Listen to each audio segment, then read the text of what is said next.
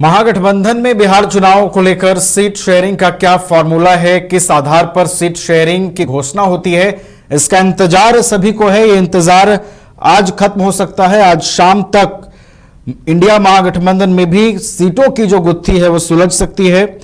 महागठबंधन में अभी भी सीट शेयरिंग की पेंच फंसी हुई है और आज सीट शेयरिंग की जो घोषणा है वो हो सकती है। लगभग फॉर्मूला को तय माना जा रहा है। राजद के 130 से 132 सीटों पर चुनाव लड़ने की खबरें सूत्रों के हवाले से मिल रही है। कांग्रेस 54, वीआईपी 18 सीटों पर चुनाव लड़ सकती है। माले 22, सीपीआई 4, सीपीआई-एम 6 और पशुपति पारस की रालोजपा 3 सीटों पर चुनाव लड़ सकती है। जेएमएम को 2 और आईआईपी को भी 2 सीटें मिलने के आसार नजर आ रहे हैं। हालांकि ये जो फॉर्मूला सामने आ रहा है ये कितना सही है, कितना पुख्ता है, ये जब आधिकारिक रूप से सीटों को लेकर घोषणा होगी तो उस समय ये सारी चीजें तय हो जाएंगी। संपादक एसके राजीव जी फोन लाइन पर जुड़े हुए हैं, उनका रुख करते हैं। एसके राजीव जी, महागठबंधन में देखिए सीट शेयरिंग का इंतजार अभी भी है और आज शाम इस पर से पर्दा उठ सकता है। सूत्रों के हवाले से खबर मिल रही है कि सीटों का फॉर्मूला तय हो गया है, बस आधिकारिक ऐलान होना है।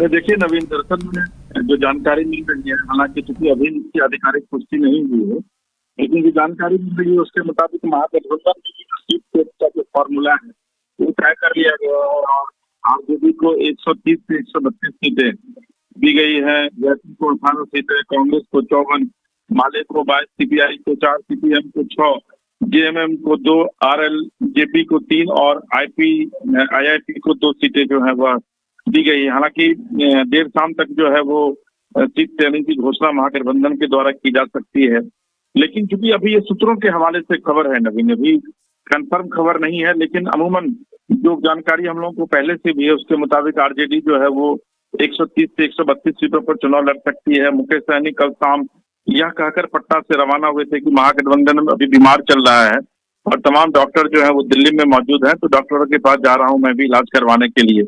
तो वीआईपी को 18 सीटें दी गई हैं। कांग्रेस जो लगातार पहले से ही 55 से 70 सीटों की मांग कर रही थी, तो 54 सीट जो वो कांग्रेस के खाते में जाते दिख रही है।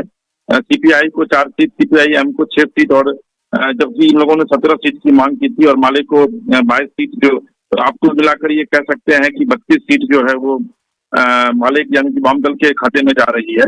झारखंड मुक्ति मोर्चा जो कि हेमंत सोरेन की पार्टी है, उनकी तरफ से भी 10 सीट की मांग की गई थी, लेकिन 2 सीट जेएमएम को दिया जा रहा है। आरएलजेपी जो कि पशुपति पारस की पार्टी है, उनको 3 सीट दिया जा रहा है और आईआईपी जो कि आईपी गुप्ता की पार्टी है और परसों ही वो तेजस्वी के साथ महागठबंधन में शामिल हुई है, उनको 2 सीटें दी जा रही है।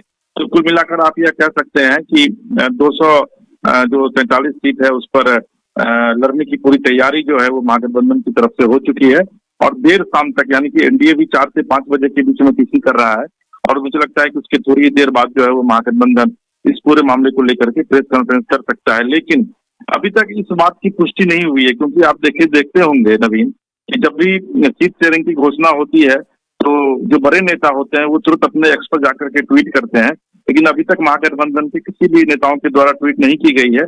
लेकिन सूत्रों के हवाले से खबर ये मिल रही है कि महागठबंधन में भी सीटों का बंटवारा हो चुका है। जी नवीन, चलिए, तो आधिकारिक ऐलान का इंतजार है। सूत्रों के हवाले से जो खबर है उसमें फॉर्मूला लगभग सीट शेयरिंग का तय है और आज शाम इंडिया महागठबंधन की ओर से भी सीटों को लेकर स्थिति स्पष्ट की जा सकती है। बहुत बहुत धन्यवाद एसके राजीव जी आपका हमारे साथ जुड़ने के लिए, तमाम जानकारी हम तक पहुंचाने के लिए।